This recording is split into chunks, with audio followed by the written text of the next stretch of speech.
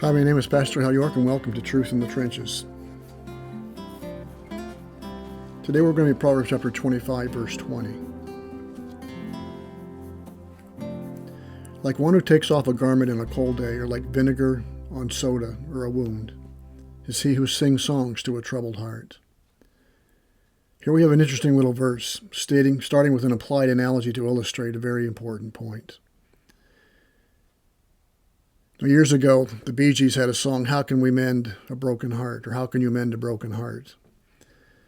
Well, this verse sort of doesn't tell us how to mend a broken heart so much as it says how not to mend a broken heart.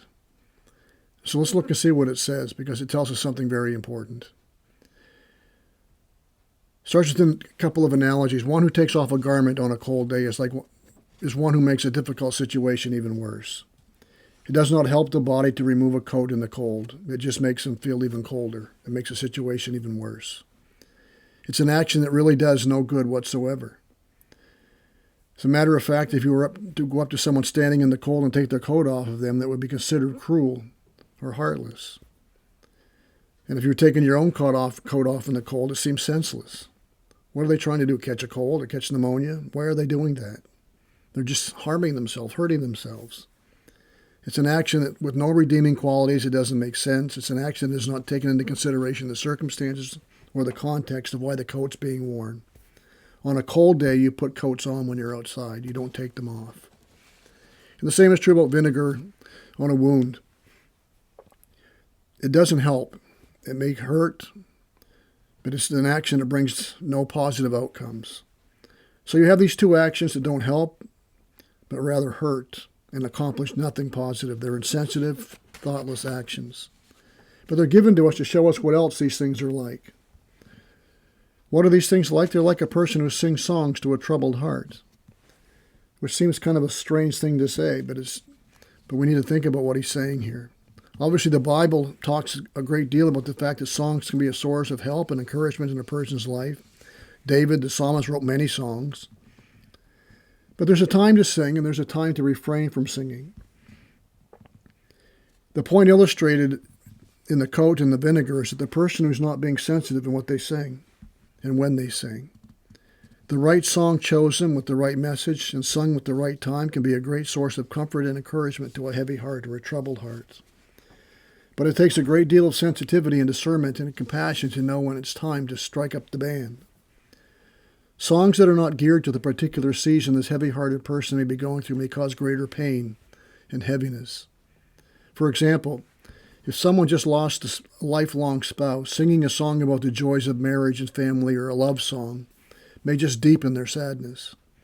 Or singing a song that just minimizes their pain, like "Don't Worry, Be Happy," just inflicts greater sadness. Proverbs says that a word right fitly spoken is like apples of gold and settings of silver, and a right song thoughtfully and prayerfully chosen can be a blessing and fitting as well. But there's obviously another aspect that needs to be pointed out, and it's simply this. If you can't sing, don't. Sing as loud as you want in a congregation, in the church. But if you're visiting someone with a heavy heart and you found a song that may be fitting and comforting, read it. Don't sing it. If you do sing, the tears in their eyes when you sing may not be because you're touching their heart, but because you're hurting their ears. It's like taking a coat off in winter. It's not helping. These verses drive home once again the importance of being kind and sensitive to others. Our thoughts should not revolve around what I like to do for them, but rather what do they need me to do for them? What can I do that will be helpful and beneficial to them where they are right now? It means that sometimes we just weep with those who weep. They don't need a song. They just need someone to be with them, someone who cares, someone to share their sadness and their sorrows. This verse reminds us that we need to give a great thought to how we interact with those who have a heavy heart. We need to pray and ask God for guidance, sometimes when dealing with a troubled heart. Silence is indeed golden many, many times. Heavy hearts don't always need answers. They just need someone to be with them, and their being with them shows that you care. And sometimes that's all they need. What every troubled heart, what every broken heart needs is for us to bring them to the throne of grace, where they find someone who can be touched with the feelings of their infirmities, Jesus Christ. Bring them to the Scriptures. There's a time to weep and a time to laugh, a time to mourn and a time to dance. Ecclesiastes 3:4. When you're with someone with a troubled heart, with a heavy heart, make sure you know what time it is. May this truth guide us and guard us in the trenches of life as we seek to live our lives for the glory of God and the good of others. May God bless.